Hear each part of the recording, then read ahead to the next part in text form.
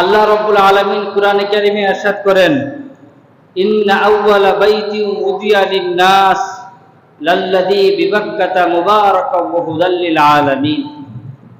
পৃথিবীর সর্বপ্রথম ঘর, যে ঘরটাকে আল্লাহ তাআলা বাক্কা তথা মক্কাতে উপস্থিত করেছেন, যে ঘরটাকে আল্লাহ তাআলা মানব জাতির ইবাদতের জন্য আল্লাহ তাআলা নির্ধারণ করেছেন। এই যে কাবা ঘর, যেটাকে আমরা বাইতুল্লাহ বলি, কাবা বলি, এর কয়েকটা নাম কুরআনে কারীমে রয়েছে। বাইতুল্লাহ শরীফের, বাইতুল্লাহ বলতে মসজিদুল হারামের মাঝখানে যে কালো গিলাফে আবৃত থাকে, ওই ঘরটাকে বলা হয় বাইতুল্লাহ। এর একটা নাম হইল কাবা। কুরআনে কারীমে এই শব্দটা এসেছে। কুরআনে কারীমের সূরাতুল মাইদা এর ৯৭ নম্বর আয়াতে আল্লাহ তাআলা বলেন, জাআলাল্লাহুল কাবাতাল বাইতাল হারামা কিয়ামাল লিন-নাস।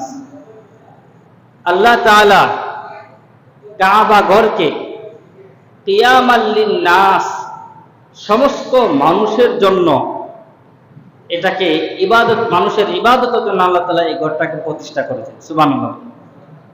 এই আয়াতের মধ্যে এই বাইতুল্লাহকে কাবা শব্দে আল্লাহ তাআলা উল্লেখ করেছেন। কাবাকে কাবা কেন বলা হয়? এই বাইতুল্লাহ, আল্লাহ তাআলার এই ঘরটাকে কাবা নাম কেন দেওয়া হয়েছে? কারণ হিসাবে উল্লেখ করা হয়েছে, আরবের লোকেরা, এই কাবুন শব্দের অর্থ হলো উঁচু হওয়া। আরবের লোকেরা যেহেতু এই ঘরটাকে তাদের ঘরের তুলনায় উঁচু করে বানাইছিল, কাবা ঘর এখনো কিন্তু অনেক উঁচা। কাবা ঘরের দরজা হাত দিয়ে লাগাল পাওয়া যায় না, দরজার চৌকাঠ উঁচা করে বানাইছে। এই জন্য যেহেতু এটা উঁচা ঘর, ওই কাবুন শব্দ থেকে নির্গত করে এই ঘরের নাম দেওয়া হয়েছে কাবা। আল্লাহ তাআলা কুরআনে কারীমে কাবা শব্দটাই উল্লেখ করেছেন। এই ঘরের দ্বিতীয় নাম আল বাইত, বাইতুল্লাহ, বাইত। কুরআনে কারীমের আল্লাহ তাআলা কুরআনে কারীমের সূরা বাকারা এর ১২৫ নম্বর আয়াতে আল্লাহ বলেন, ওয়া ইজ জাআলনাল বাইতা মাসাবাতাল লিন-নাসি ওয়া আমনা ওয়াত্তাখিযু মিন মাকামি ইব্রাহিমা মুসাল্লা ওয়া আহিদনা ইলা ইব্রাহিমা ওয়া ইসমাঈলা আন তাহহিরা বাইতিয়া লিত-তাইফিন ওয়াল আকিফিন ওয়া রুকআইস সুজুদ। আল্লাহ তাআলা বলেন, ওয়া ইজ জাআলনাল বাইতা মাসাবাতাল লিন-নাসি ওয়া আমনা। আল্লাহ তাআলা এই ঘরটাকে, কাবা বাইতুল্লাহকে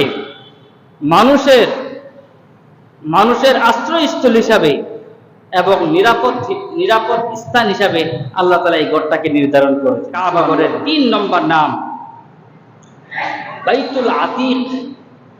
আতিক শব্দের অর্থ হলো প্রাচীন বা পুরাতন। যেহেতু এই ঘরটা অনেক পুরাতন, পৃথিবী সৃষ্টির পরে সর্বপ্রথম ঘর, এজন্য এই ঘরটাকে বাইতুল আতিক বলা হয়। আল্লাহ তাআলা কুরআনে কারীমে ইরশাদ করেন, সুম্মাল ইয়াকুদু দাফাতাহুম ওয়াল ইউফু নুদুরাহুম ওয়াল লিতাওয়াফু বিল বাইতিল আতিক।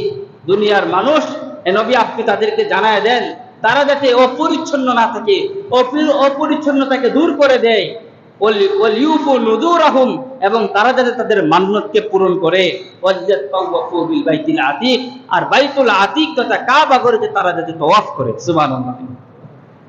এইভাবে আল্লাহ তাআলা জায়গায় জায়গায় এই ঘর সম্পর্কে আল্লাহ তাআলা বিভিন্ন সময় বিভিন্ন নাম দিয়ে আল্লাহ উল্লেখ করেছেন। এরপরে এই ঘরে আরেক হারাম, মসজিদুল হারাম যেটা আমরা বলি, এই ঘরে একটা হলো হারাম, কারণ এই ঘরটা সমস্ত মানুষের জন্য নিরাপদ।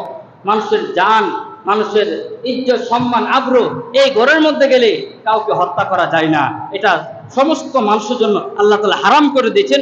এই ঘরের এই ঘরের আশপাশে কোনো প্রাণীও যদি থাকে, পানিকেও মারা যায় না, হারাম করে দিয়েছেন। এই জন্য এই ঘরকে মসজিদুল হারাম বা বাইতুল হারাম বলা হয়।